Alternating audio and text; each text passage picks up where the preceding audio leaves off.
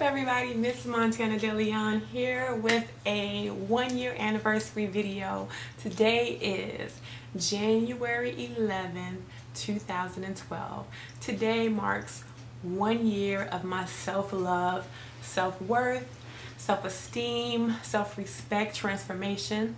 For those of you that don't know of me, I used to be a booty model, world star hip hop model. I was in Black Men's Magazine. Always was talking reckless and vulgar and no kind of respect on Twitter and old YouTube videos that I had a year ago. And people thought it was a phase because I just all of a sudden just one day just turned around and just never looked back. So everybody thought, oh, well, it's a temporary, she's just something she's going through, it's a phase or whatever. It's not, it wasn't, it was not, it was, this is who I was meant to be. And I'm so excited. Oh my God, you have no idea the day I have been having, yo. It's like when you think positive thoughts and you think in a positive manner, positive things come to you. And my life has been absolutely wonderful, and I have been constantly evolving and growing through what I've gone through in life, and it is amazing, like and it's so funny because when you're in a certain lifestyle, you're doing certain things, everything you seem to be doing is right. It's like, you know, like it's okay. Like a video I just did, Team Bad Bitch, I would say, oh, I'm a bad bitch or whatever, or let somebody else address me like that. But now when I look back on it, it's like, what? You better not even call me motivational bitch, right? At this moment, like, it's just so, it's so weird. Like, you don't see it when you're in it. You're blinded. Like, you cannot see the wrong that you're doing when you're doing it. You have every kind of justification for it. It's crazy. But let's break it all down. Let's do it. Let's do a little recap. A year recap. Actually, I'm going to go beyond a year of a recap. My life story started when I was about 4 years old. From what I can recall, my mother and my dad separated when I was 4 years old. They were never married. The molestation began at 4 years old, and it stemmed to about 5 or 6 different men in my lifetime. And one of them was someone that I had to live with in my household for years and years and years. I had to deal with this. But that story is in my self-love testimony 1 video, and I'll put the link down below so you can see where it all began. The abuse that I've been through, the rape, the molestation, the physical abuse, the verbal abuse, it's everything that I have been through in my life that led up to me being so promiscuous and so vulgar and so angry and just not caring about being a booty model and just so lost and just so looking for love in all the wrong places, looking for attention in all the wrong places. I'll put that link down below.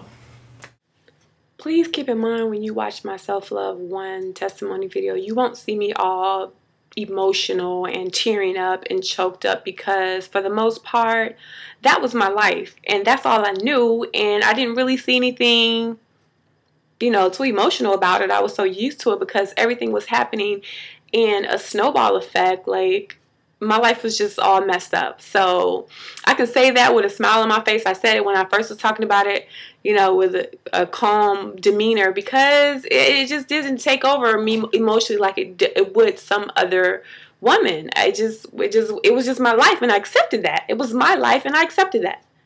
So just keep that in mind when you watch the video. You won't see too many tears and just me just, you know, breaking down and being weak. It didn't tear me apart like that.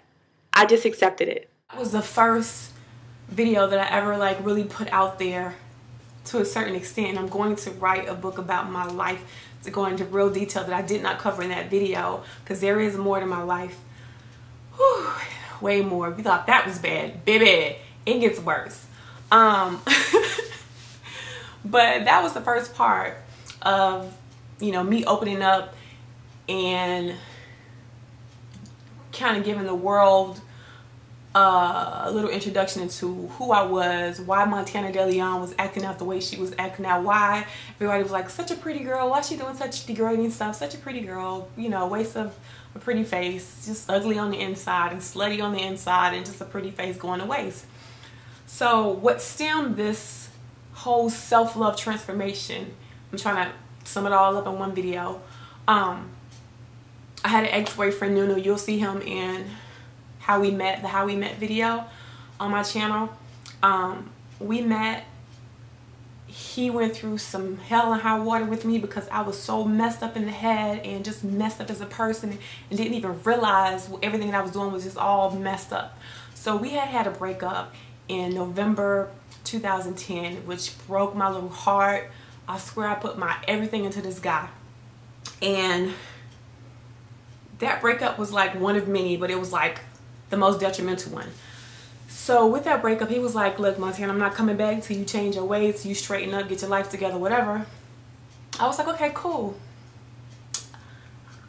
It took me from November to January 11th to dig deep inside myself and reevaluate myself to figure out what is wrong with me. Why won't this relationship work?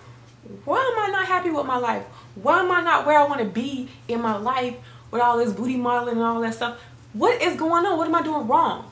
Apparently I was doing everything wrong, which made me realize that, and I didn't even know that, you know, I knew I had a past with molestation, rape, and abuse, but I didn't know that it was affecting me in life until between November and January when that boy left. I had to dig deep inside my heart. Oh my God.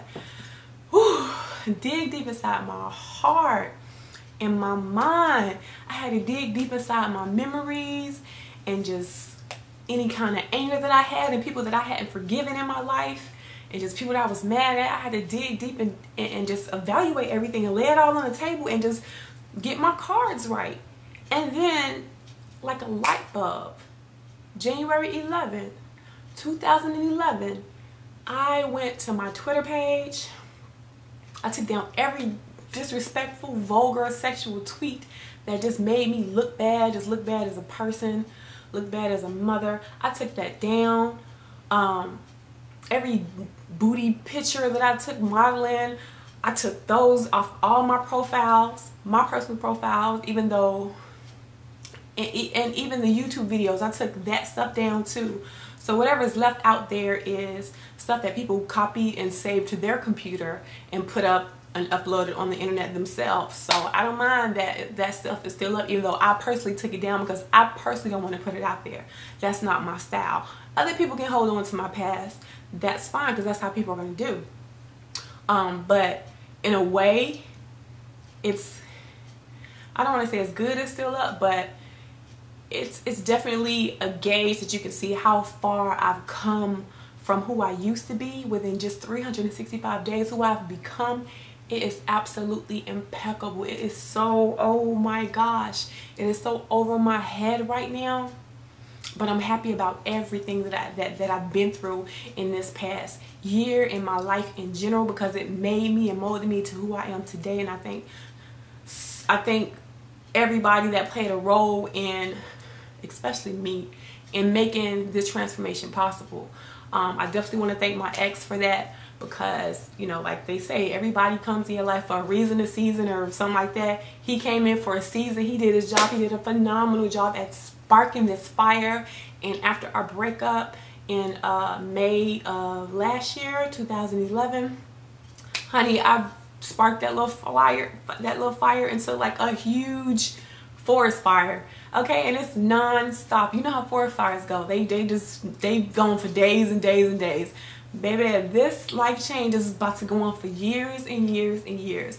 And the funny thing about it is I only get better and I evolve even more every day. And I'm looking and I'm researching and I'm finding out ways to make myself an even more phenomenal person, an even more phenomenal wife, an even more phenomenal mother, even more phenomenal friend, an even more phenomenal businesswoman, an even more phenomenal motivational speaker, an even more phenomenal life coach.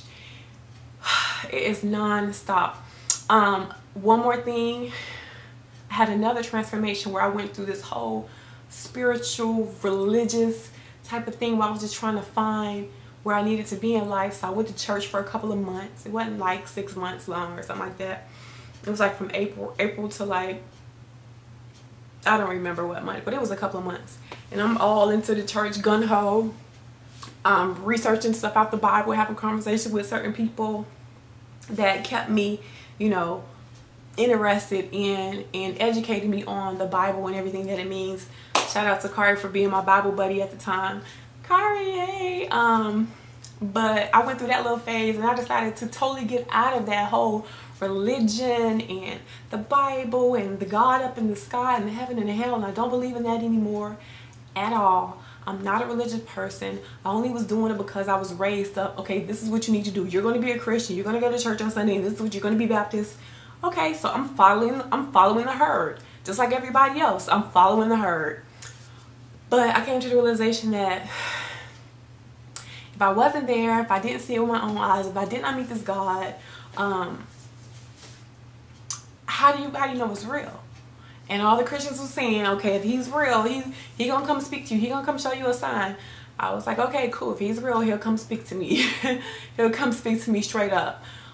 If he's real, and I'll go ahead and believe again. But that hasn't happened up until today. And I have a video about that, and that's called the Self-Love Testimony Part 2. I talked about going into the spiritual journey, and then when I got out of the spiritual journey, my Self-Love Testimony Part 3, titled Love Some.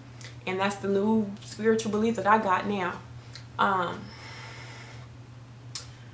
I went through all that, and I hate when I lose my train of thought, but I stopped believing in all that because a lot of stuff just wasn't making sense to me in the Bible, and people weren't able to answer my questions. People in the church weren't able to answer my questions, and it was so funny because it's like I thought that this God that everybody was praising and giving thanks for everything to was really biased.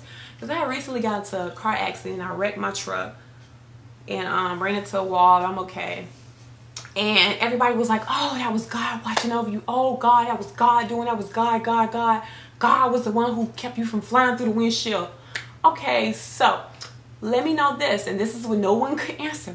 Where is God when these little innocent little kids are getting raped, molested, killed, raped, chopped up, and thrown into the garbage can? Like, where is he then? Is he like, okay, I'm going to save Montana from flying through the windshield, but I'm not going to save baby Jessica, 3 months old, getting chopped up, a broomstick ran up in her, thrown in the garbage can, left to die? Like, it didn't make any sense to me. I'm praising, worshiping, thanking this person who's gonna save me from a car accident, but gonna let these kids die. Like, it just didn't make any sense to me. So I made up this religion, or no, not this religion, my bad, this spiritual belief called Love Some, because I feel like God is not a person up in the sky. God is love.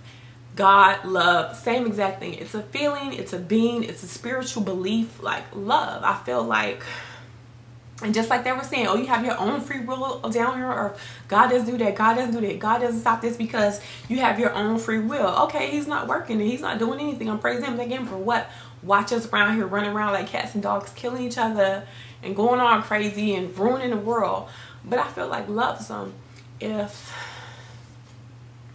those child molesters had love in their heart, they wouldn't do what they were doing. Okay?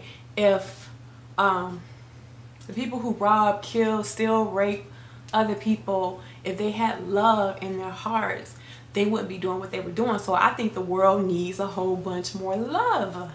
Okay? So that's where Love Some comes from.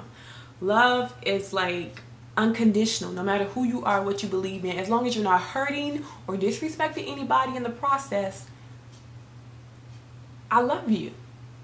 I love the gays. I love the men on men, the women on women. As long as y'all are good people, y'all not hurt nobody in the process, y'all respecting everybody, you know what I'm saying? I mean, you do what you do sexually behind closed doors, it's on your business, whatever makes you happy. As long as you ain't hurting nobody and you being respectful to everybody and you're good people and you're doing good things, that's Love Some. I love you. I love you. I don't care what you do. I love you.